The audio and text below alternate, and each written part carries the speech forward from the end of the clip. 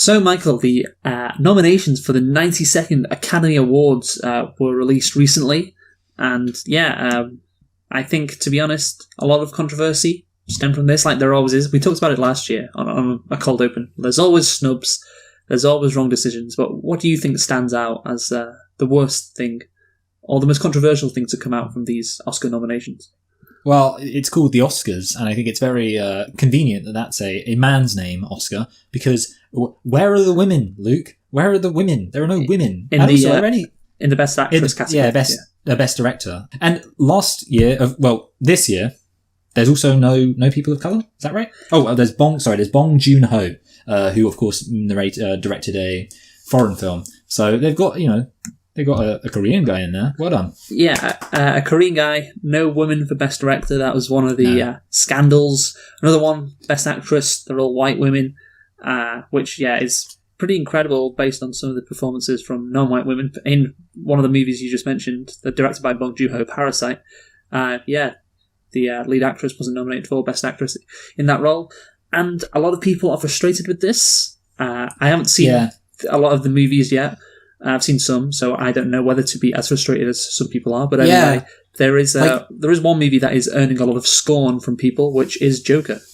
Yes, everyone's angry about Joker because the people who put together this list, where there are no WOMs to ruin the video games, are clearly a bunch of incels. So they have decided to hold up Joker, so everyone knows that we do indeed live in a society, a very sexist, unrepresentative society. Yes. So who knows what's going to happen? Here's the thing. I think all of the movies that are potentially could win Best Picture, they're all going to be better than Green Book. Maybe the Joker will receive a bigger backlash than Green Book, but I don't think so. So I think whatever happens, basically, we can say it's going to be better than last year. That's true. Yeah. Okay. So I mean, again, it'll be fun. We're all excited for the Oscars. It's going to be so fun. It's always fun. Yeah, we love the Oscars. Yeah. Can't wait for our Oscar commentary track that we never do because it's on at a stupid time for us. Yes, definitely.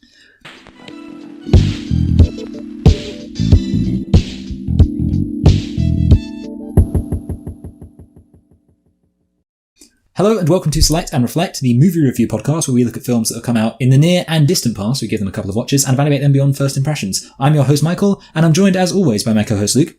And this week, there must be a mistake because we're reviewing of course, when Oscar season comes around, we like to review the winners of last year's Oscars, and we always start with the Best Animated Picture. But obviously this must be a mistake because the Best Animated Picture this time was from Sony Animations. Which is, of course, Spider-Man Into the Spiderverse. So why don't you tell us a thing or two about Sony's Spider-Man Into the Spiderverse? Yes, certainly, Michael. So, Spider-Man Into the Spiderverse is a 2018 American computer-animated superhero film featuring the Marvel Comics character Miles Morales, or Spider-Man, produced by Columbia Pictures and Sony Pictures Animation, as you said, Michael, in association with Marvel. It is the first animated feature film in the Spider-Man franchise. So, very interesting. And first time, Batman's well ahead of them. They've been doing animated films for ages now. Yeah. So, they think they're so hot. Well, has a Batman animated film ever won Best Animated Feature at the Oscars? No, they've never even won with The Dark Knight Returns, which is the one that everyone likes to remake every 10 years or so. Like every time anyone makes a Batman film, they're just like, let's remake The Dark Knight Returns. Idiots. Okay. Spider-Man Into the Spider-Verse was directed by Bob Persichetti. I hope I said that right. Peter Ramsey and Rodney Rothman. It was based on Spider-Man by Stan Lee, of course, and Steve Ditko. Oh, great. And Miles Morales, I'm looking here, the character, it appears was created by Brian Michael Bendis and Sarah Pichelli. That's what I'm taking from this. Anyway, so this movie stars Shamik Moore, Jake Johnson, Haley Steinfeld, Mahershala Ali, Brian Tyree Henry, Lily Tomlin, Luna Lauren Velez, John Mulaney, Kimiko Glenn, Nicolas Cage. Oh, John Mulaney. Yeah, John Mulaney. He's the comedian. Yeah, and he's also the pig. Oh, okay, that makes sense. Yeah, okay, I can completely hear that now. Wow, brilliant, love it. I've been really into John Mulaney recently. He's the only one who sounds like that, so you should have probably got that straight away. You know what? The character who sounds like John Mulaney. Well, I like to think that voice actors should aspire to sound a bit more like something other than just their regular voice. That's just my beliefs about voice acting. I don't know about you. Okay, well, who knows then? Mark Hamill doesn't sound like the Joker. Good point. Also stars Liev Schreiber. It was released on December the 14th, 2018 in the United States. So yeah, just over a year ago. Perfectly in time for Oscar season, and that obviously paid off. And Michael, can you tell me how much this movie cost to make? Spider-Man Into the Spider-Verse. I genuinely have no idea. Like, I almost feel like they wouldn't have gone mental with it, but it also looks like really nice. But having said that, something looking nice doesn't always mean it's expensive, so I'm just going to go for 85 million. You know what, Michael? That is an extremely good guess, because it's 90 million. Hey! So I was going to go for 80 million, so we really saved the day there by adding that little 5. So much closer. What's the box office then? How much did this make? I saw advertisements for this like crazy, which I think kind of probably did pay off. So I guess I'm going to go for not like a massive amount, because I don't think animated films really do usually make a massive amount. Obviously there are exceptions. I want to go for in the two, maybe 300 million, like low 300s, 320 million. Again, not a bad guess. 375.5 million. So yeah, this movie made a hell of a lot. And yeah, I didn't know this was coming out until it, came out, essentially. But yeah, I went to see this movie originally in the cinema, and it was quite good. So yeah, let's get on to that. Did you like this movie?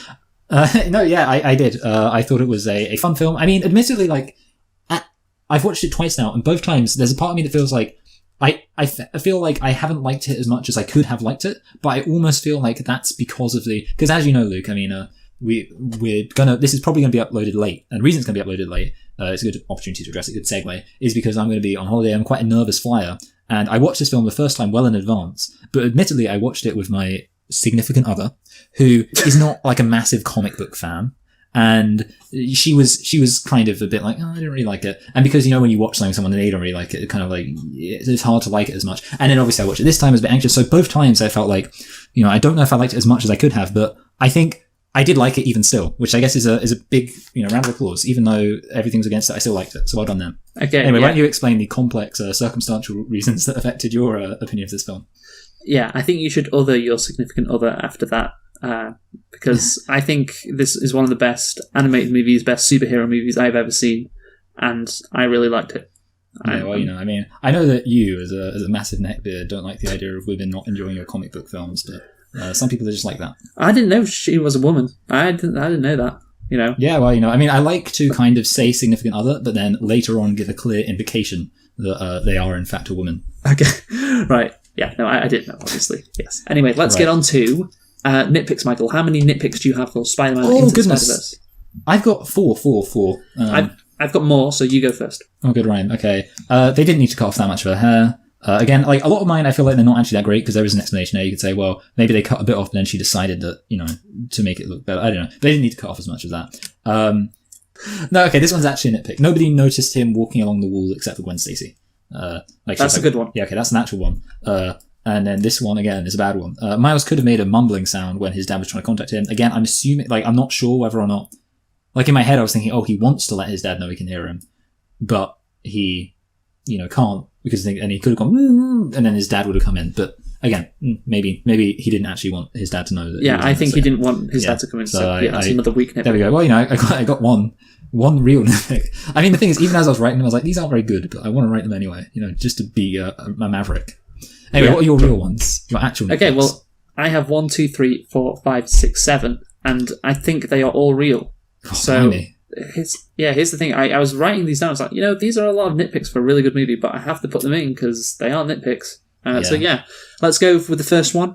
Miles, when he's walking on the building, when he first gets his powers, obviously he's got a bunch of pigeons on him. He somehow falls right into his room, out of all the rooms he could have fallen into, which is pretty big coincidence. He's got a corner room too, does Miles? So he's really winning at that. Oh yeah, because of more windows. Yeah, more windows. Yeah. Yeah. Okay. I mean, I'm not a massive. Most people aren't huge fans of windows like you, but. Well, it's no. Everyone wants the corner room. No, yeah. I mean, I had a corner room at uni. You did. Yeah. I never really felt an appreciation for it. Did you have a corner room? I did not. No. Yeah, you did. Did you? So you could just hear, all the next door neighbours constantly banging 24/7. I assume. Yeah. Anyway, next nitpick. Miles Morales meets older Peter Parker at his grave. Obviously, that's how they meet, and it's just a coincidence that Peter Parker taps this guy, Miles Morales, on the shoulder. Could have been anyone else, because I imagine a bunch of people are visiting this grave. Oh, yeah. And they just happen to be at the same time together so they can meet. How wonderful. Yeah. Anyway. Well, the Force wanted it. Yeah, the Force. Kingpin arrives at, I think it's called Alchemax, the just scientific... as going there, yeah, okay. Yeah, well just as Peter and Miles arrive. That's another coincidence. Gwen Stacy, for some reason, gets teleported a week... gets teleported. that was weird, actually. Do you want to let me finish, pals? I'm agreeing with you, Luke. I'm just, okay. Because obviously I set the standard for nitpick, so when I agree with you, that should really make me feel validated. So, yeah, Gwen Stacy arrives in Miles Morales' world a week before Spider-Man dies. No reason given. She just, a week before, even though all the others arrive at exactly the same time, Spider-Man got put in that black hole thing. Yeah.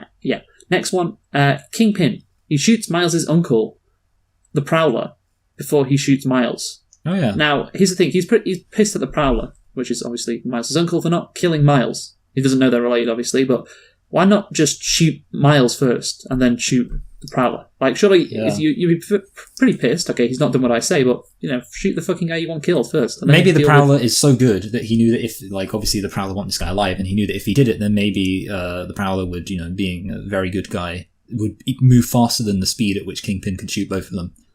I see. So he just shoots him and doesn't shoot Miles. Yes. Yeah. Great work from him. No wonder he lost his wife and kids. Yeah. I'm just saying, it's not that smart. Anyway, Miles' dad is the one that finds Miles and his uncle dead. Yeah. Of all the cops in New York City, in the PDNY, it is Miles' dad who finds them.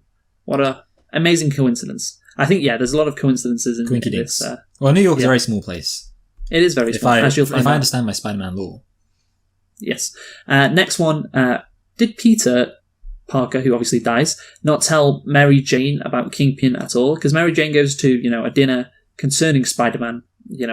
How great Spider-Man was. Kingpin is speaking there. And she's just sitting there like, oh yeah, thank you, Kingpin, for saying such nice words about my dead husband. Surely Peter would have told Mary Jane about Kingpin and all his dastardly deeds that he was doing behind the scenes. But no, apparently, didn't tell her anything. Not about his biggest enemy. Mix your work life with your romantic life. Everyone knows that. Yeah. Okay. Yeah, and that's, so again, if I understand my Spider-Man lore, that's a very common thing that he doesn't ever let his work life interfere with his romantic life. Yeah, but not just one comment. It's like, oh, Kingpin, he's a really bad guy. This guy who seems to be like quite a wealthy person, quite an influential person in New York City, is actually very evil. Yeah. Maybe just like a comment that, once. Maybe Mary Jane is really naive and she can't conceive of the idea that Kingpin would be putting on a show. So when she was like, oh, he's hosting a memorial dinner for Spider-Man. Well, Peter was always saying that Kingpin's evil, but an evil person wouldn't put on a memorial dinner for Spider-Man. Oh, I guess he must have changed. She can't conceive of the idea of somebody pretending to have changed. So she's very trusting. Yes. So those are all my nitpicks then. And I think before we get into the plot, we just got to say, obviously, the accolades that this movie racked up, because it was all very impressive. This movie received praise for its animation, its characters, its story, voice acting, humour, and soundtrack, and won numerous awards, including Best Animated Feature at the 91st Academy Awards, and also won a Golden Globe as well. And it is the first non-Disney or Pixar film to win the Academy Award for Best Animated Feature since Rango, which came out in 2011. That's a good film. Yeah, also the first non-Disney Pixar film since Happy Feet to win that award when a Disney or Pixar film was also in contention. Ah. So yeah, there you go. Happy Feet wasn't that good. Okay, fine. I mean, whatever. Everyone, don't get me started on Happy Feet. So the real question is, how did this film get so many accolades? Might you say it has something to do with the events that happen in the film? That was a really great transition. I know, I'm really good at this. Yeah. No, you're right. Obviously, we'll talk about the plot now, and I shall name the plot. Name the plot. Let's call it Arnold. Yes. So, it's a very interesting premise, you have to say. Yes. This movie is set in a shared multiverse called the Spiderverse, which has alternative universes. There we go. In the film, Miles Morales joins other Spider-Men from various dimensions and Spider-Woman. And Spider-Persons. Spider-Persons. What's she called? Penny Parker as well, the Japanese Spider-Man. Spider-Woman. And they all team up to save New York City from Kingpin. So again, very basic plot on the surface, apart from obviously the multiverse aspect, but we've got to stop Kingpin from doing the bad thing. But it's not really about that, really. Yeah. It's about Miles Morales and his journey, basically. Yes, it's a funny name that he's called Miles, and it's about his journey. That's great. Yeah, it's about his character arc, him discovering himself and being confident in himself and confident in who he wants to be. And he does this via a hero's journey. He starts off not fulfilling his potential, not knowing who he wants to be. He feels alone, can't connect to his dad. He's in a bad place. Then after that, he gets this Spider-Man thing thrust upon him, confuses him even more than he already is. And then you get, other things that go wrong. For the fact that he can't be Spider-Man.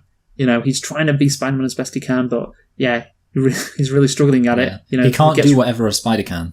No, he can't. That gets reinforced throughout the movie, with him unable to swing his web and unable to catch crooks like flies. Yeah, and comes to a head when the other group of spider people realise that he doesn't have the ability. Peter Parker webs him. I guess that's the verb you'd use. Webs him in his room, traps him. And basically throughout the movie, it's after he gets his Spider-Man powers, it's just him being unable to live up to Peter Parker and live up to the other spider people. And obviously, there's another moment where he feels responsible for his uncle's death. That's another really good moment, a classic Spider-Man moment, if you will. Yeah.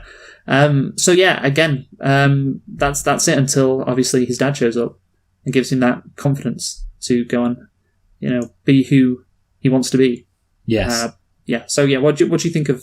I mean, again, it's basically just this movie is a character arc, maybe not a character study. That's going a bit too far. Yeah, it's like a coming of age movie with superheroes in it, with Spider-Man in it. Yeah, but it's more than that. It's like it's a coming of age movie wrapped inside a superhero origin story. Yes. I think it is. It is interesting, and obviously I did pick up on the fact that that obviously has all of these things going on with like the school, and he's failing the school because he doesn't like it, and he wants to go back to his kind of casual school where he goes to. And there's the whole thing where it's like, oh, you got to write a list about what you want to be, the kind of person you want to be, and then at the end he writes the list about the kind of person he wants to be. It's what they call a beginning and an end. And overall, I liked it. The funny thing is, I don't have any real comment on it, and I think if I were to be critical of this film for a minute, and this isn't a huge criticism, but I will be critical of it, I think possibly it's not necessarily that good that we have, and I know you're going to disagree with this, you're going to come up with some reason why this isn't a good thing to say, but this is like the first film, and the reason why I think that is because, okay, obviously, it's the first film. Well, it's the first film of this character, Miles Morales. Okay. And the reason why I kind of feel like that is because I felt like there was a lot going on, and also you have like the obviously the Spiderverse plot is very dense. There's lots of things going on in that, and then you've got the fact that it's an origin story, and then you've got the fact because usually what you do with an origin story is you kind of have like a pretty simple villain, and then you have the hero's origin story, and then that's it. And like you would typically, if you take, for example, Spider-Man 2, which is generally considered to be the best Spider-Man film, he's got all of, that's the one that really focuses on Peter's personal problems.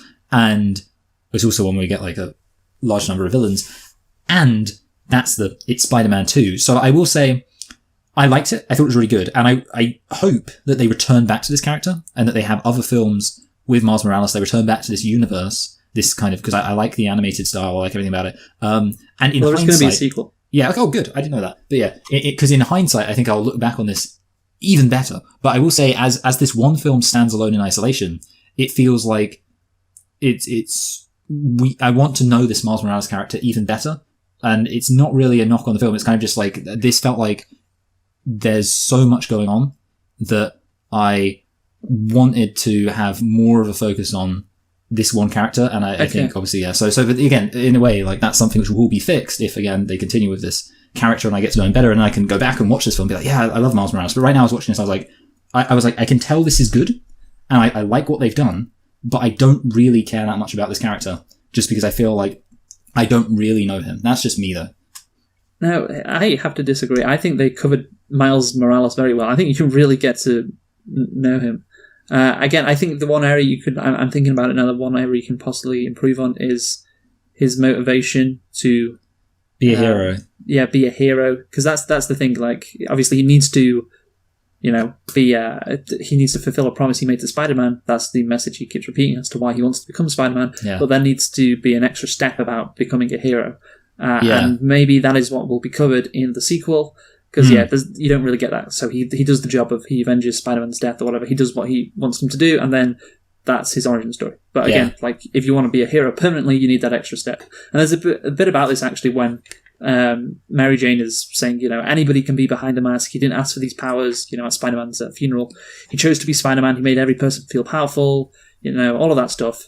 And I think, that's just one scene, and he goes, "Yeah, they're counting on me." He doesn't really internalize it as much as I'd like. But that's the only criticism I can see, because I think you get a really detailed character. Study. Maybe study isn't the right word, but you really get to know Miles in this movie. You get to know, like, he's obviously this charter school student. He's struggling to fit in there at school, but he's from Brooklyn. The son of a cop. He wants to be a graffiti artist as well, and all of these things about him, all these things that are going on in his life, and then you don't even get to the point about him becoming a superhero. I do really think you get to know him quite well. So I would disagree on that part. Yeah, I think fair enough. I mean, maybe for me it was just like more of a personal thing where, like, because again, I could identify.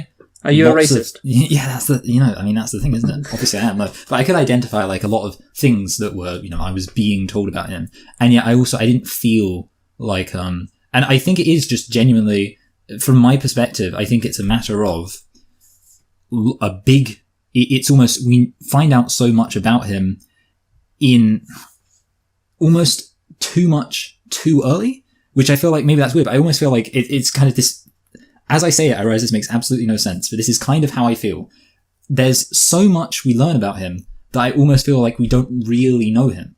And I know that makes no sense as a thing to say, but it's almost like there's so many things we find out about him. He's like a graffiti artist, he's like a genius, he doesn't like going to his school, he has this thing with his dad where, like, his dad really wants to say I love you, and he doesn't. And he isn't very good at, commanding his powers, and also he's kind of got a crush on Gwen, but not really, because he's happy to be friends with her. Like, there's loads of things we find out, but I almost feel like it's so dense that you almost feel like it's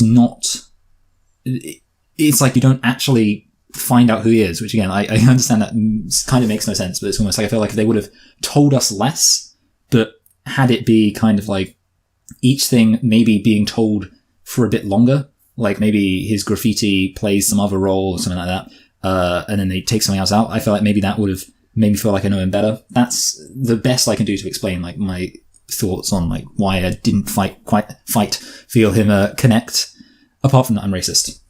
Yeah, okay. Well, I mean, I kind of get what you're saying, that you can have a lot of things thrust in your face that there isn't, like, a clear outline of the character that comes out, but I genuinely...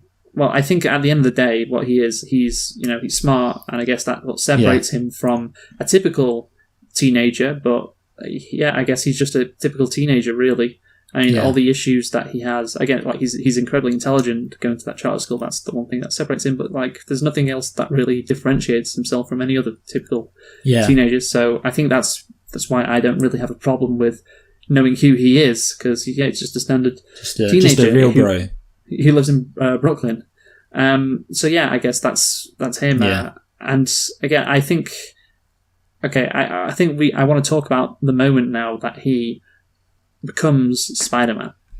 Yes. Because I think, obviously, we've talked about, his issues up until he fully, gains confidence in himself and allows himself to control his powers and become Spider-Man. I think it is a really great scene. It's a really great segment, I guess, because it's not just one scene, but obviously, his dad speaks to him on the other side of the door. And he's given some confidence from his dad, in that speech he says he has a spark, do what you want with it. And I think that's the key phrase. It's like, do what you want with it, be who you want to be. And that gives him, obviously, the confidence to be who he wants to be. And, I like the phrase, you have that spark, and it's the spark of electricity, which gets rid of all the webbing that he's trapped in, which I thought was quite nice. Clever. Touch. Yeah, very clever. Yeah, and then, obviously, you have such a great hero moment. There's always this moment on an origin story when the superhero recognizes their potential. They goes from their lowest point, to come back to becoming the superhero they were they were meant to be. And when he jumps off that skyscraper, you have this beautiful animation, some great music, which we'll get into later. And just racing through New York City, determined, fully confident now, fully at ease with himself. It is a great end to his character arc. It really is. And it's one of the best moments I can remember in a superhero movie concerning the main character, the superhero, managing to fulfill his potential, I guess, fulfill what he was meant to be. So that's what I'd say. I think it's a really great moment. I agree. I think you kind of covered it though. I mean, basically, it is like a powerful, and obviously the connection he has with his dad is like one of the best parts of the film. So I think it's like good that his dad obviously has that role in saying that. Yeah. His dad's. Yeah, it's obviously the reason why his dad does that is because his uncle dies. Yeah. So it makes sense that his dad would have this heart-to-heart moment that allows Miles to flourish and allows him to become that Spider-Man. But again, that's the thing though. This movie is an how do you... I'm going to get this right. Allegory? Yeah, that's it? Allegory. Yeah, allegory. Allegory. Yeah, for Miles, other people like him, I said obviously it's a coming-of-age film. I think particularly in his age range, a lot of people go through issues of, finding confidence, who actually am I? I'm not really sure that I'm fitting in properly. It's typical teenage problems that, are fairly common. But that's the thing, that he's also become Spider-Man, which he's really not sure of. But by becoming Spider-Man, he then manages to obviously settle all those issues that he has. At the end of the movie, you see him doing really well at school, doing his graffiti again. So he's now comfortable with himself. And I think what this movie does, which is really interesting, is we talked about it before. It's a coming of age movie wrapped in a superhero movie. You get coming of age movies before. We've seen it with, I guess, Lady Bird, for instance. That's the one that comes up off the top of my head. And we've seen superhero origin stories before, but to have them both mixed in together, I don't think I've ever seen that. Can you think of a superhero movie where it's also like a coming of age story? Because I don't think there's been one. Kick-Ass? No, not really. It's not really accurate. Yeah. I don't know. No, I can't really think of anything. No. See, that's unique. Yeah. That's one of the reasons why I really like this superhero movie, because it's not like superhero origin stories are so played out. It's like, I've got this random power, I don't know how to use it, I'm not sure. Actually they make a point of skipping the origin story in this film. They say like, how it is, it got bitten by a spider, blah blah blah, did all this stuff like that, kind of rushing through it to make that point. Yeah, exactly. They're kind of mocking it, like, every superhero goes through these trials and tribulations, it's boring now. But to have that also wrapped in the fact that he is unsure about himself, insecure, and then to have that security in himself at the end. So he's had that character arc, not just concerning his superhero powers, is something unique to a superhero movie. And that's one of the reasons why I really like it. So there you go. I do like coming of age stories in general. Yeah, and to couple it with superhero movie, which I think is really fun and entertaining. Yeah, it's one of the reasons why I really like the character arc. I think it's different to other superhero movies. And really, just really like it. No, I think you're right. Anyway, I think we should move on to the actual plot, which kind of has two elements to it. The first one is you've got this guy Kingpin who wants to build a dimension thing to bring his family back from the dead. Okay, that's a fine origin. I mean, a fine motivation. It's a good motivation. Obviously, we don't really know about. I kind of like the fact that you get these villains who their role in the kind of universe is just commonly established. I kind of like that we're dropping in on. I mean, it's part of the fact that obviously we don't get the origin story. Well, we don't get all these villain origin stories. They're just part of this universe, which I kind of think is fun to drop in on. And so you got that, and then you got this other guy who's I'm not going to get it right, Prowler. Yep, the Prowler, who is he is a hitman. He's very good at killing people, and also he's Miles Morales' uncle. So what do you think about the fact he's Miles Morales' uncle? Is that exciting for you to make you go, oh wow, he's Miles Morales' uncle? Yes. So when I watched it first time in the cinema, as soon as he walked in to his house or his apartment, I was like, oh, he's his uncle. Oh, that makes sense. Spider-Man, the uncle, it's all connected in it. It always has to be. Yeah. It's like poetry, they rhyme. Yeah. He always has to know someone who's the real villain. And obviously, in the original Spider-Man, it's his friend, Harry Osborn, his friend's dad. Yeah. Who's the Green Goblin. And in this one again, it's his uncle. Who would have thunk it? But I think more like who would have thunk it. Yeah, honestly, I think the relationship between Miles and his uncle is really well done, because obviously what Miles does is he leaves his uncle that note about, I'm not really sure what I'm doing and all of that stuff. And obviously his uncle doesn't know that the guy who broke into his apartment is Miles, so he just sees that note left and he's like, oh, Miles left this note. And then he reads that and he's like, oh shit, Miles must be going through some stuff. And then when, he lifts off the mask to see it's Miles, you can imagine the thoughts going through his head now. He's going, oh, what? Yeah, that, obviously there's that oh what bit, but now that letter wrote to him, it's extra impactful, and it's not just him being surprised that Miles is Spider-Man, it's also not a surprise, it's also a deeper understanding of what Miles has been going through. And that is just, a really, really great moment. And obviously he saves Miles and at the end says, keep going, Miles, you're the best of us, or whatever. I think, it's a really great moment. That's the thing, it's just more than, his uncle is the bad guy. It's more than that because of the relationship that the two have to each other. Yeah, no, I think that, it's definitely kind of established and powerful. I guess the only thing is, you don't really find out about his uncle's motivation, but I guess you just kind of assume it's, that his uncle was probably involved in crime. Because of, the community of New York. Crime is a thing in New York. That's the point I'm making. Well, you can also tell by the fact that he has a strained relationship to his brother, who's a police officer. Yeah. So you can imagine his dad struggles to call his brother, and that is because I imagine that when his dad chose to become a cop, that would have been what's the character's name called? The brother's name. Yeah, Aaron. Aaron. All right, yeah. So when Aaron would have, that's the first time ever that I'll be better at names than you. Yeah, fair play. So when Aaron hears that, it must have been it must have been a betrayal. You have joined the side that literally we were against. All cops are bastards, am I right, ladies? Especially in New York. You don't want to say anything in case you know. Yeah, in case I get in trouble when I go over there. Yeah. Yeah. No, obviously, New York cops don't have the best reputation. I from someone who lives in the UK, it's the LAPD and the NYPD.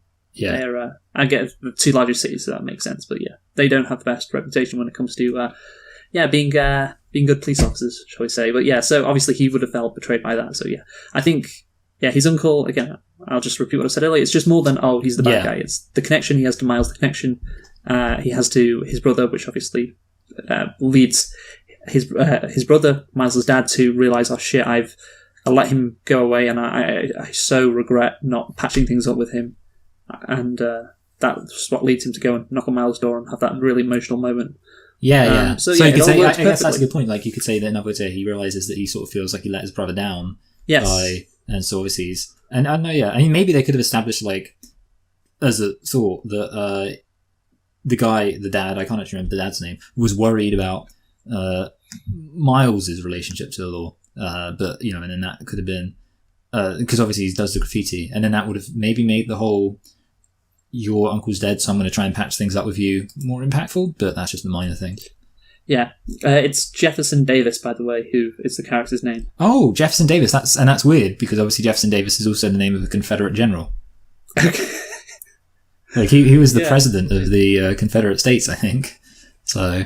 All right, so that's interesting that he doesn't actually have the same last name as Miles. Oh, yeah. I guess because his mum sounds Hispanic, and I assume Morales is a Hispanic name.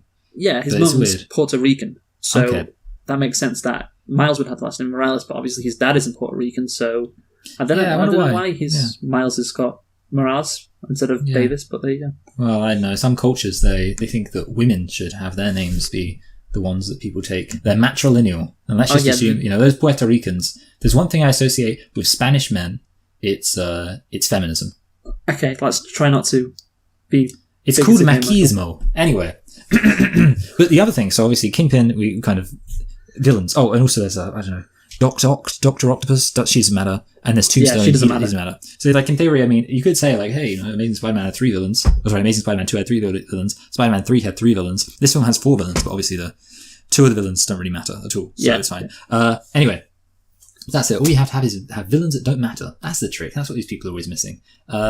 Obviously, what Kingpin wants to do is he wants to have this multiple dimension thing, and that causes the other aspect of the plot, which is you get all of these spider people showing up, and it's a very comic-y thing.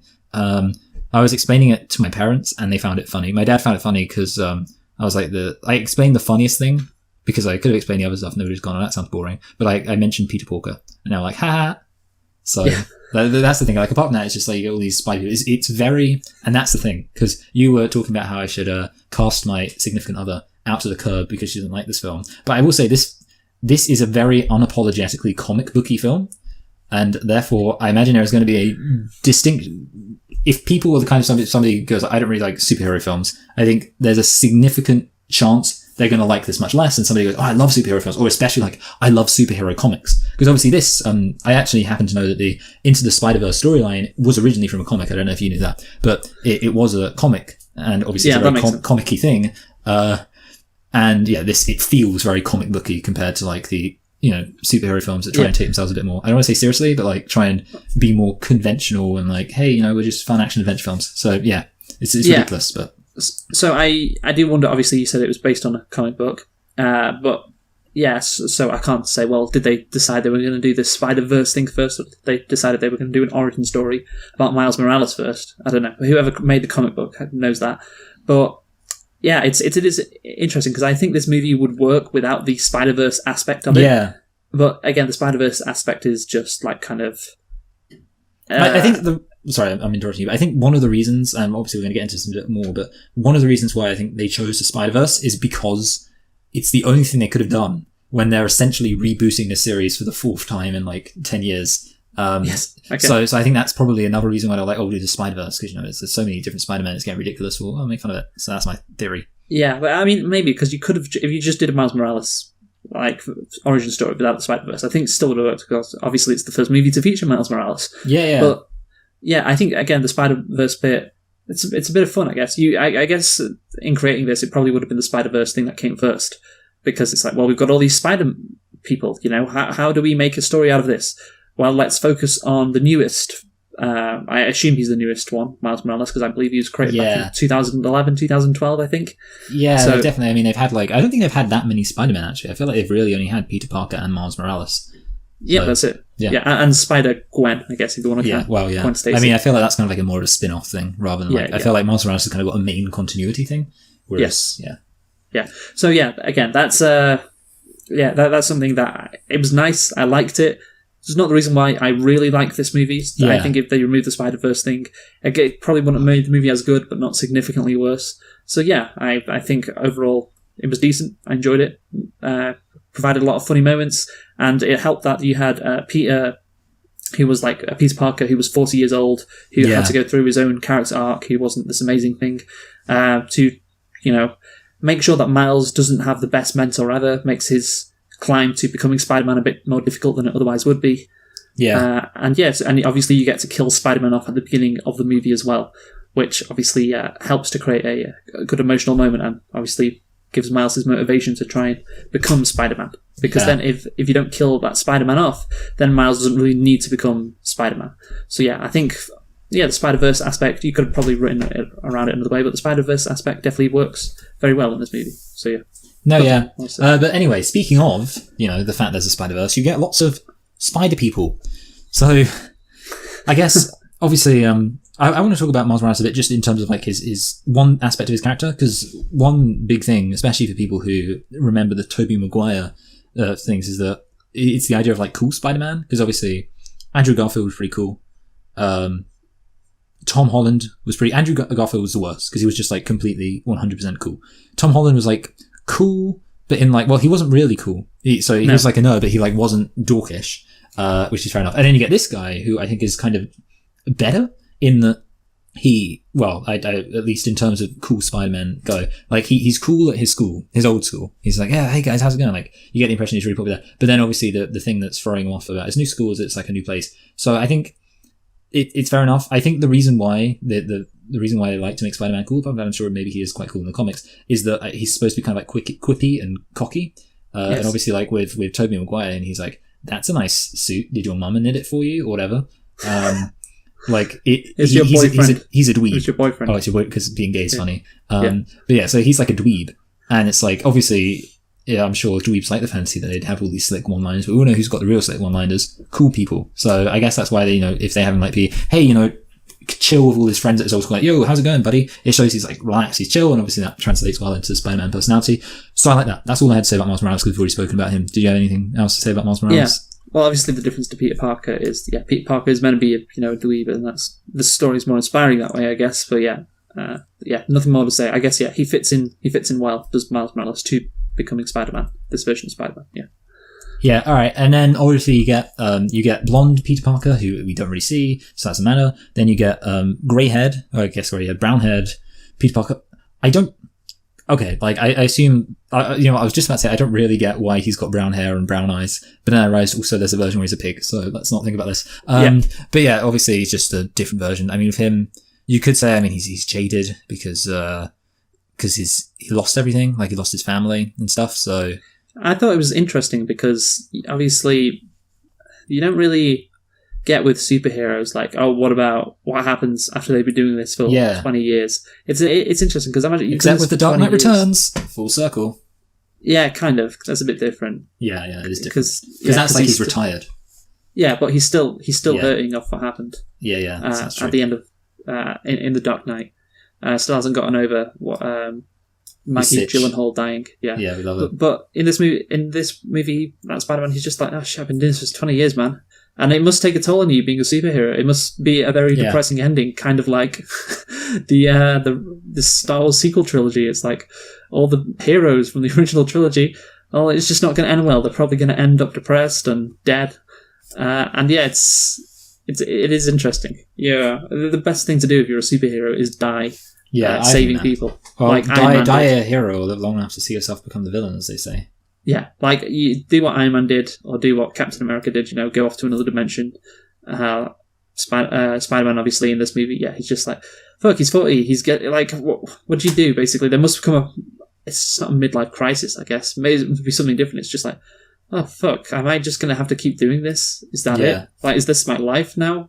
Because it must be so exciting when you get all these powers and save a bunch of people, but how many years until it's just like, fuck me, this is never going to stop, is it? Too old for this ish. Yeah, it's more than just too old though. It's like, my life, I can't do anything else with my life. And obviously he rediscovers, his ability to, I guess, be positive maybe. And so, it's nice that you have a character arc with the 40-year-old Spider-Man. No, I agree. It is. He's a good one. We love him. I guess next, Spider-Gwen. Spider-Gwen does whatever a spider can. She's okay. I mean, like, again, she's jaded. She doesn't do friends anymore because Peter Parker died. I mean, it's kind of an interesting idea of like Peter Parker dies in that universe and a woman takes over. Obviously, we love more women superheroes because we're feminists. But yeah, I didn't really have any strong affinity for her actual character, but I did like the idea of it. I just, thought, oh, it's she's cool. That's it. Yeah, no. Yeah, there's nothing more to say about that again. Yeah. We'll maybe see something in the sequel. Yeah. And then we get... There's no character arc with her, unlike the other main person who helps Peter, which is 4-year-old Peter Parker. Sorry, helps Miles Morales. Yeah. And then we get Black... I'm just going no order, but Black and White Spider-Man. Nicolas Cage, He's kind of funny. Because, because he's like, it's like he's in the past. Then you get the anime Spider-Man, which again is funny because anime's the thing. And then you get Peter Porker, which again is like, it's objectively like, it's the only one which is kind of like clever in essence because his name's Peter Porker and he's a pig. It's brilliant. I love it. You can't beat it. Can't beat it. Did you know, there used to be, there was a series where Batman was a mouse and it was called Batmouse. Which is weird because you'd think he'd be a bat. But then by that logic, obviously Spider-Man would be a spider. They should have had that. They should have... Why didn't they have Spider? I'd love to see Spider. That would have been fun, yeah. Yeah, they didn't do it, so 2 out of 10. But yeah, those are all the Spider-Man, I guess, because, I mean, really, there's not much to say. And they're all there, and they're fun. Some of them are funnier than others. The three characters who have, like, the least about them are kind of given all gimmicks, which makes them funny. Obviously, Black and White, anime, Peter Porker. And then you get the 2 main guys, where you get the dead guy, we don't care about him. Then you get Miles Morales and the old Peter Parker, and they like have relevant things. So really, I guess the weakest Spider-Man is Gwen. Yeah, because she's in it a lot. She's not very funny, but also we don't care about her. Yeah, she doesn't. That's the thing. No arc with her. It'd be nice to have an arc with her because she is. I think what's actually worse. Again, I hate to sound like I hate this film or something, but like they kind of have an arc in it. She's like, I don't do friends, and then she says, I do friends. But the problem with that is, it's like, and do. It's like they just had her say that so she can have an arc. Like, it feels very artificial. It is a character jump, which is a phrase that I've said before, because it's just jumping from one point to the other. It doesn't really have this moment where she's like, I don't want to get too close to you or whatever, because of what happened to Peter. Not really a moment like that. Which, again, it would have been really nice if she did, because she is, along with 40-year-old Peter Parker, one of the two main characters in this. Because the other three, obviously, Nicolas Cage, the anime one, Peter Parker, they don't matter. Nobody cares about them. They don't need to have arcs. It's fine. They're just there for comic relief. But yeah, so it'd be nice to have that not be the case for Spider-Gwen. But yeah, it's a shame. Yeah, what else we got? That's it. But then we have, you might say that the amount of Spider-Man in this film constitutes a degree of diversity. But could you say that this film features diversity in another sense? That was really well done. Very nice segue. So good. Yeah, so obviously when you think about the original Spider-Man movies with Peter Parker, MJ, Aunt May, the Goblin family, what else to call them? Dr. Octavius, J. Jonah Jameson, Sandman, whatever, Venom, that was it. They are all white. And I think if you look at New York and how diverse it is, it's not the best representation of New York. And of course, Spider-Man is meant to be synonymous with New York. You mess with one of us, you mess with all of us. As long as we're white. Yeah. Yeah, it's true than you'd like to think. In Amazing Spider-Man 1, again, still a bunch of white characters. Amazing Spider-Man 2, you did have Electro, played by Jamie Foxx, of course. Not much of an improvement, you have to say. But to be fair, you did have... Also, technically, he wasn't black, he was blue, so... Oh, right, yeah, good point. You did have a wide range of diverse characters in Spider-Man Homecoming, which is really good. But again, you just think back to the original Spider-Man movies, it was just... The only black character I can think of was the assistant to J. Jonah Jameson. Oh, yeah. Which was the guy, obviously, in Do the Right Thing. I can't remember his name. But yeah, so that's that was it. But in this movie... in Spider-Man Into the Spider-Verse, you really get a sense of how multicultural New York is, you know. Yeah. With the hip-hop music in the background that Miles likes, it really does feel truer and more authentic to New York City than the original Spider-Man movies. Yeah, that's true. That's the sense I got. So I wanted to give the movie props for that. Also, when I went to see the movie in the cinema for the first time, I only saw it once in the cinema. But when I saw it for the first time, there was this kid who went in front of us. I remember this. He was dressed in a full Spider-Man outfit, and he was black. His parents were with him. Scandalous. Yes. Why did you say that? No, just because it's not actually scandalous. It's it's what they call a joke. You say say something, and then I say as if it was. But here's the thing, Luke. It's not. Yeah, no, Don't it is forget not. that. No, I won't forget that. But anyway, yeah. So I saw a white kid dressed up as a Black Panther. I thought, good job. But it was it gave me the sense of that's nice. That is nice that this kid is watching this black superhero. Probably Spider-Man's his favorite character, and he's watching Miles Morales up there on the big screen. It's that's nice. I really like that representation. I think obviously sometimes people get too bogged down in it. It's not the most important thing, but it does matter. I do remember, just branching off of the story, there was one story I read on Twitter, which was this guy who brought his dad to see Rogue One, Star Wars story, and Diego Luna's character obviously has a Mexican accent. Yeah. Doesn't try and make it English or whatever. And his dad was like, oh, you know what, I really like that he had the Mexican accent. And he was like, because he'd never seen that portrayed on a movie screen before. So it was just something nice for him. Oh, he's never seen a Western? Hey, gringo, I'll get you, I'll shoot you. They love that. I'm exaggerating when I say he's never seen a Mexican accent. Obviously, he's seen... I was kind of making jokes. I feel like you could say... I'm not an expert, but I feel like some people might argue that the portrayal of Mexicans in the lot of Westerns isn't very flattering. Right, I see. Yes, that is also... At least good old white Clint Eastwood shoots them all. Yes, that is true, yes. So, again, representation, it does matter. Maybe not to me and you, because we're white. Yeah. But to other people who see characters that look like them up on the screen, yeah, it must be nice. Pretty considering. dank. Sorry, what? Pretty dank. Yeah, pretty dank considering the past and how that's not always been the case. But do you know what's less serious than diversity? Humour. Yes. Yeah. What did you think of the humour? Did you think it was humorous? It was. I think obviously the major element, the humour kind of ties in with the meta element of this movie, because that's where a lot of the comedy does come from. Poking fun at comic book movies in general, so poking fun at this type of movie. When the villain says, "You've got 24 hours," which is Kingpin. And he's like, he's going to say, "You got 24 hours." And obviously, that's what happens. The uncle is the villain, and obviously, all the characters say, "Oh, that's a good origin story." Those meta elements were very obvious. There's also that when Peter Parker starts dancing on the streets of New York in reference to Spider-Man 3. Oh yeah. When it's like, I did this. That felt like a Deadpool moment in a way. Like, it's like very Deadpool. Yeah, it could be worse things, and then it cuts to obviously him from Origins of Wolverine or whatever it was. Brilliant. Well, again, that meta element is key to Deadpool, and so they incorporate this into this movie, and that's. And he has an animated eye holes in his thingy. They just stole Deadpool, didn't they? Yeah, and I guess movies who do this more and more.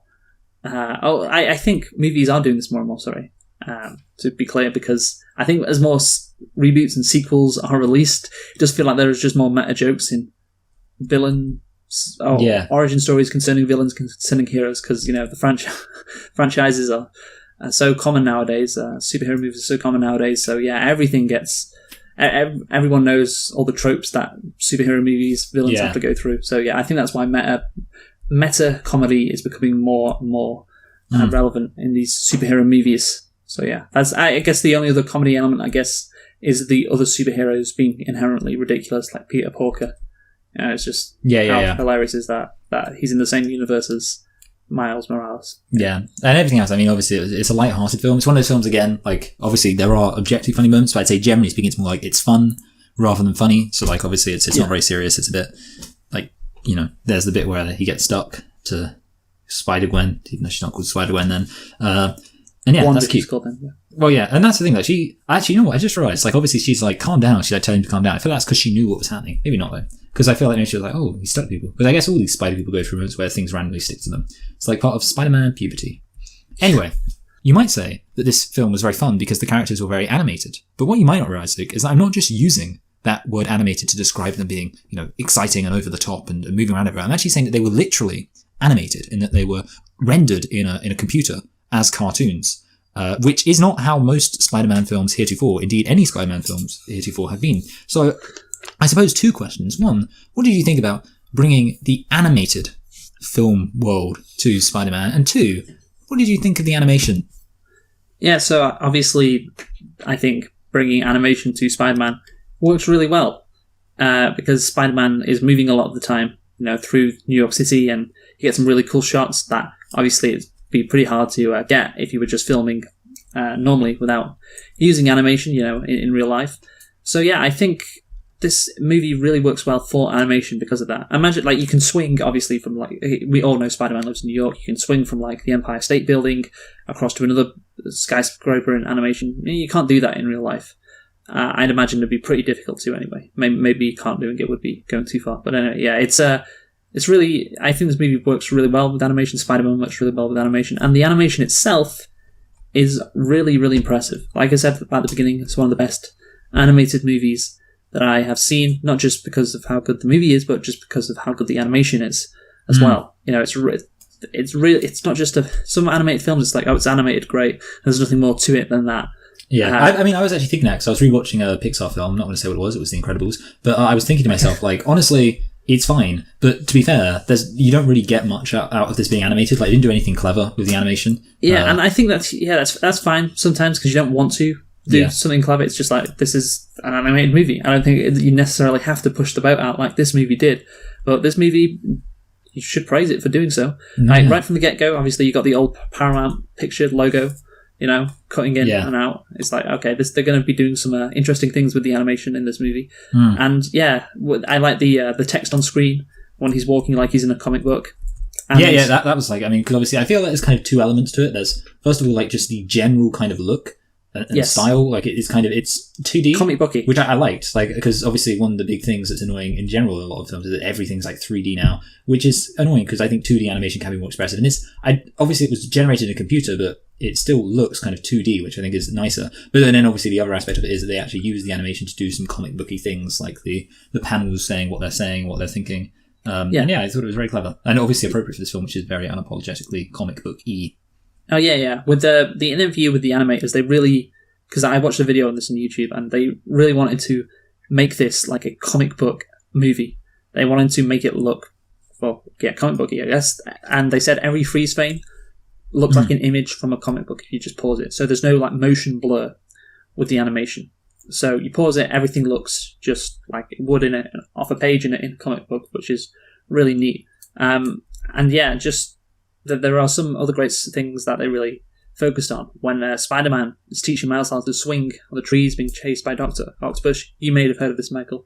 The 40-year-old Spider-Man, because he's an expert on this, he's going at 24 frames per second, while Miles is at 12 frames per second. Yeah. To show how, he's not quite there. He's more unsure of himself compared to, the older experienced Spider-Man.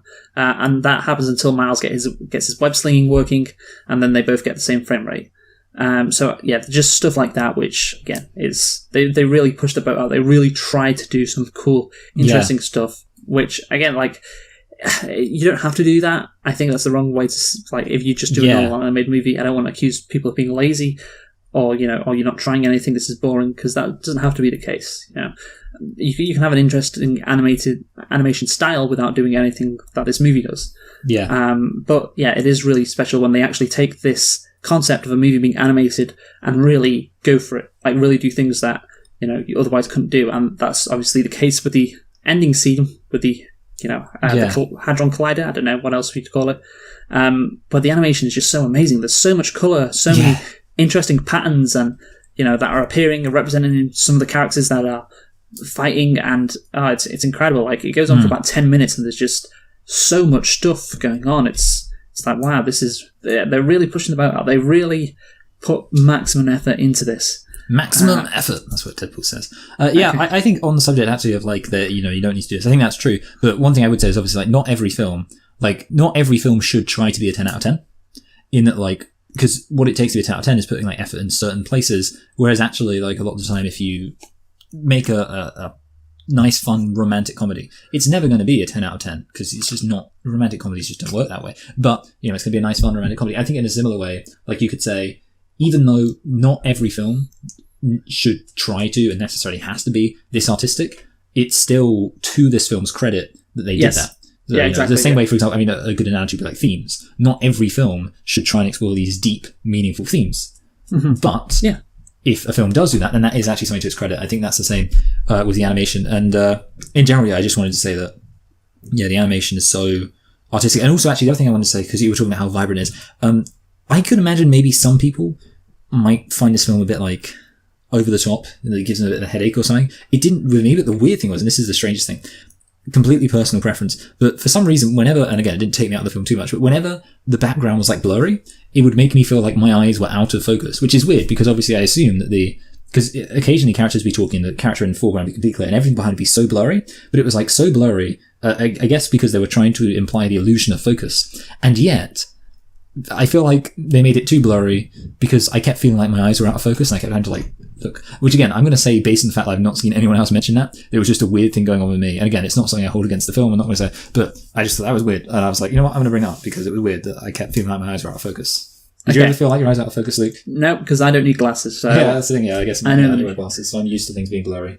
So I expect it, and then I see it, and I go, oh, blurry. My glasses must have fallen off. Yeah, I think this is, in terms of, I don't know, because I'd have to think about it some more, but if you ask me a question, what's the best animation you've ever seen in a movie, phrase it like that, I'd say my first reaction would be this movie, Spider-Man Into the Spiderverse. It's the best animation I definitely think it's up there. I'm trying to think. Well, what else could you compare it to? I'm just trying to think. Because there are simplistic styles. Yeah, there are. Like, for example, I think Iron Man. Oh, sorry, Iron Man. What am I about? Lion King. Not even close at all. Was probably the best looking Disney, kind of classic Disney film. But obviously that's not very inventive. I think maybe if you're looking at like some art films, like, do you ever see that, what's the guy's name? Andy Kaufman film, Anomalisa. That was like very kind of, it's like there are a few kind of art films, which I think have had very interesting, like there was this film made by this Persian director called Persepolis, and it was like, about this woman who, well, it doesn't matter what it's about. But basically that had an interesting art style. So I feel like there's a lot of kind of indie art films which have this style, but I think it's very rare to see it in, or not necessarily this style, but like, do really inventive and like clever and exciting things. But ultimately, this film, I think what this film has over those is that you can tell there's a lot of money in it, which maybe is a cynical way of looking at it, but like ultimately you get results. Like I feel like what's so good about this is that, it's so like inventive, but also they had the resources to make it like inventive in a really interesting way. Yeah. So I think maybe there are the other actually good example of animation. It's stop motion, which I guess people could object to, but Wes Anderson's Fantastic Mr. Fox I think is really good. Obviously, Wes Anderson's famous for his visuals, so that's not necessarily surprising. But yeah, I mean, definitely it's... I would probably agree with you. I would say I can think of some films which come close, but I actually think, in terms of just the vibrancy, everything going on, and the inventiveness, and also the way it works with the theme of the film, obviously about comic books, about being a very comic booky thing. When you take all of that into account, it's probably the best animation ever. Coupled with obviously Miles and his expressive personality as well. It really makes it, it doesn't. It's not just look at all these colours for the sake of it. It does have a better point than that. So I think obviously animation gets a 10 out of 10 from me. Now we should talk about the sound, Michael. So here's something that is quite interesting. There's this video on YouTube called Sound of the Spiderverse. I don't know if you've seen it. I haven't seen it actually, no.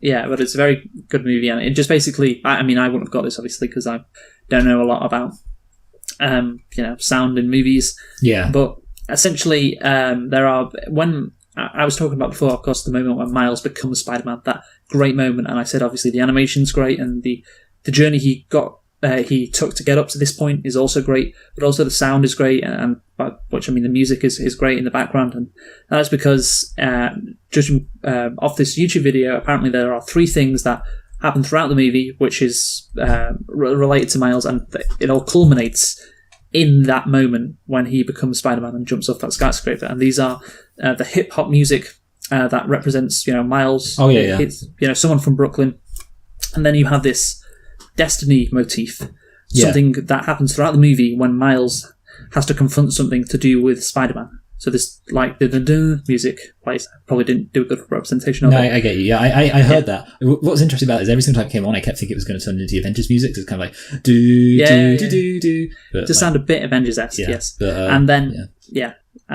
that obviously it's to do with his personal journey to becoming Spider-Man. Then there's another motif which represents all the spider people throughout the movie, and this plays whenever like a spider person is introduced or a spider person is saying something, and when Miles becomes Spider-Man, and becomes his own Spider-Man, the music that he knows, which is the hip-hop music, combines with the Spider-Man motif, which is connected by the Destiny motif. Yeah. So it all gels together to create this really incredible moment. And again, I would have picked up on that if I hadn't watched the video, but I just felt I need to point it out because, that's, again, to put that much time and effort into making something which works so perfectly, needs to be noted. Go and watch the Sound of the Spider-Verse. Yeah, well, I mean, I am familiar with that, obviously. I mean, I've watched... there's one thing I'm obsessed with. It's watching the behind-the-scenes to the Lord of the Rings trilogy. And Phantom Menace. No, well, I think they do it with the Phantom Menace too, but it's like, there are, like, obviously films do that thing where, I'm on a roll, where they combine different motifs where, like, 2 things meet. Like, where you have... And they'll, again, like, very good composers, and I guess this is what happens here, will, like... make it so one theme, like the themes are constructed in such a way that they do build into each other and like there's a dynamic explored. And I think that's good because obviously, and in terms of the utility of that, we make an emotional connection with music and we hear the music and we immediately think of, we hear the ring race theme and we immediately think of the ring race, don't we? Every day. Yes. I think that's good. And again, it's an example of, even if, because I feel like you might get people go, well, I didn't notice it, so it doesn't matter. But even if you don't notice it, to use the old Plinkett phrase, your brain does. Like actually, when you feel the emotions of this film, a big part of that is going to be the music like combined together. So while I haven't seen that, I feel like maybe when you said it in my head, it was like registering with me, and I'm not really surprised. And I think that's a good thing. That's what I've been really learning over the past, year, maybe longer or short, I don't know. But basically, music, I've becoming to have a new appreciation for how important music is concerning movies, because I never really thought about it much before, but you have examples like this and it really makes you sit back and go, wow, damn, that is impressive. So there you go, The Sound of Spider-Verse, check it out. And this movie again gets praised for its music, and the way that incorporates it incorporates it into the movie. Yeah.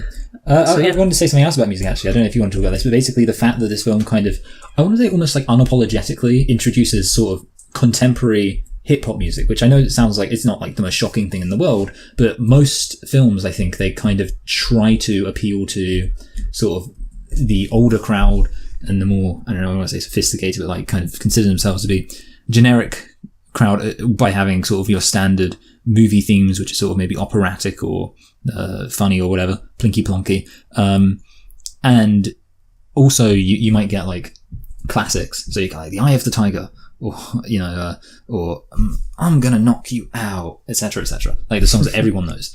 If they do kind of what you me and do all day, what you would call the modern contemporary hip hop pop music. But this film, it introduces like kind of Post Malone music, like music which the very young audience would know, like somebody like Miles Morales would know, but obviously other people watching it like the obviously Post Malone song that plays throughout the song, which is the one he actually sings himself, it's called Sunflower.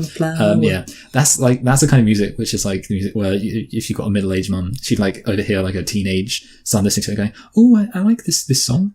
You know, that's what she'd do. She's like, oh, you know, usually your music is so angry and violent, but I like this. And then she'd see what Post Malone looks like and she'd be like, oh, well, his music's nice. That's exactly what would happen if somebody listened to that. But yeah, this movie is unapologetically, I think that's a good phrase, like authentic in how it portrays, how it would portray, I guess, someone who is Miles, who exists as a teenager living in Brooklyn in 2018 or 2019 or whatever. That is the music they would listen to, that this is who they'd be.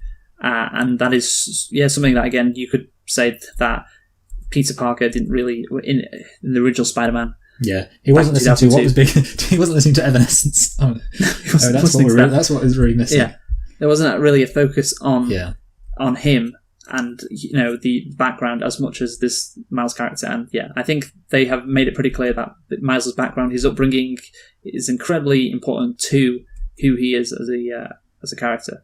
So yeah, that is why, you know, this music's in the movie, because it is central to who Miles is. And obviously this is basically a character study of Miles, more than Spider-Man 1 or Spider-Man 2 is of Peter Parker. Yeah.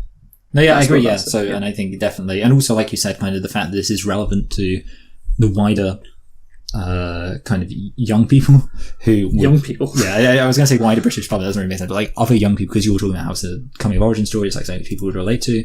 And I think, yes, but also it's another aspect of that is that this is the music which, again, people would listen to. And obviously, again, I think the one thing that obviously is relevant is that this is probably, by not using classics, you're going to use music which is probably no one's going to be like, who is this guy? Like in the future, like when people watch this film, they're going to go, wow, who the hell is this music? Why aren't they listening to, you know, Crunkcore, which I assume will be popular in the future? Post Malone's going to have staying power. I really don't think so.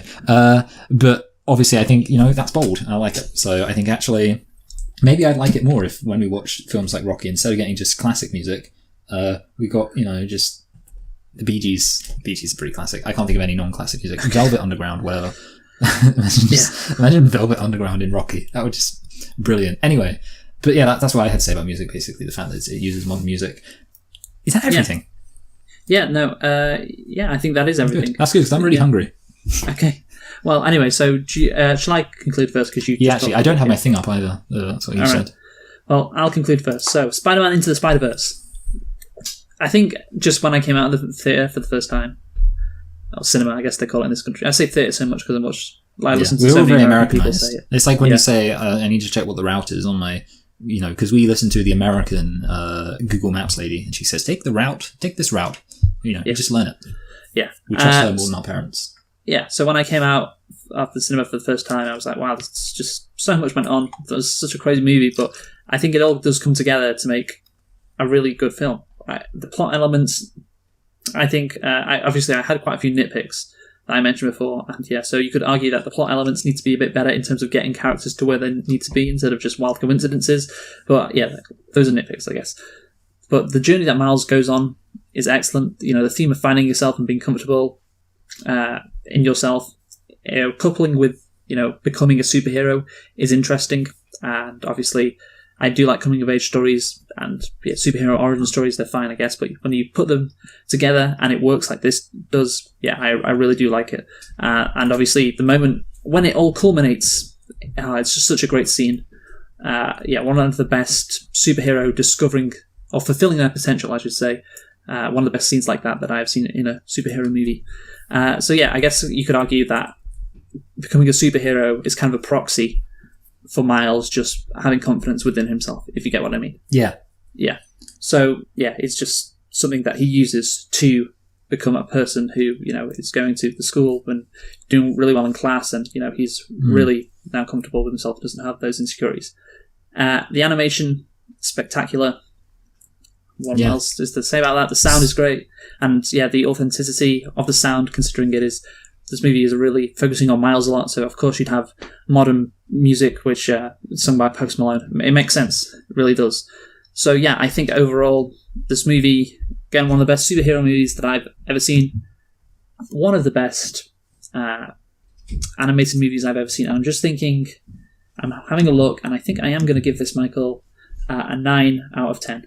So 9 out of 10 for Spider-Man Into the Spider-Verse. There you go. Okay. So I like this film too. The criticisms I really have, again, a lot of these aren't criticisms. Like I have, for example, things like I'd say it's very comic booky, and obviously I can, it's kind of silly. It feels like you are watching like this is silly, but having said that, it's fine. It doesn't really matter. The only thing, again, I kind of still do stand by that thing I said about how it almost felt like there was so much going on, and it was so jam-packed that I feel like maybe they should have scaled back a bit and given it room to breathe. But having said that, all of that is kind of in a nice way complemented by the animation, with obviously the animation being really busy and like a lot going on. And the animation is really good. In fact, the animation is, again, probably the best point. We've said 10 out of 10 animation. I'm inclined to agree that it is really, really good. And I think that's kind of the main thing that holds the film up. It's artistic merit in that sense. Do I love the plot? Not really. I think, again, a substantial part of the plot isn't really that engaging. I didn't really care about the villain. I didn't really care about all the different spider people being there. I liked Miles Morales' character, but again, I've already said I felt like maybe there was just something where I didn't quite get that connection. And again, what I suspect is, number one, that when we get more and more about this character, I'll probably like the character even more and look back on this film with even more kind of appreciation I'd have right now. The other thing is, I do think I will probably like this film again if I rewatch it again, because I just feel like both times I've watched it, it's not been like under the very best circumstances to appreciate it. And even with that said, I'm still going to give this film a high 8. So not a 9. But having said that, again, I think a lot. I feel like, again, I'll probably rate this film higher later, but I don't want to rate this film high based on the fact I feel like I might like it more later. So for now, I'm putting it at high 8, and I'm putting it above The Lion King, but below Logan. So Logan, I think, is obviously a really great superhero film, really kind of powerful superhero film.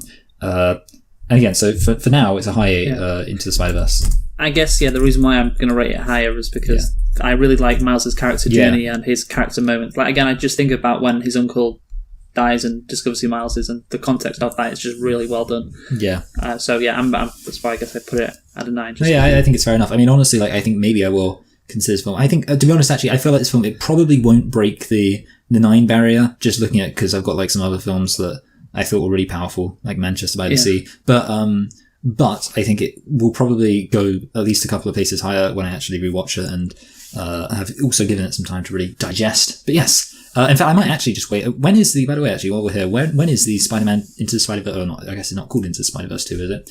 But when is the sequel coming up? Do you know? 2022. Okay, well, I can't wait for that, so never mind. But so I'll probably watch it before the sequel. But when the sequel comes out, I imagine that if the sequel's good, I'll probably have an even greater appreciation for this film. But that's that. Yeah, so Michael, what are we doing next week? Well, next week, of course, we are continuing to look at this thing that you may have heard of called the Oscars, and we are looking at Vice. Vice, yes. Movie about Vice about Dick President Cheney. Dick Cheney. Yes. Starring Christian Bale.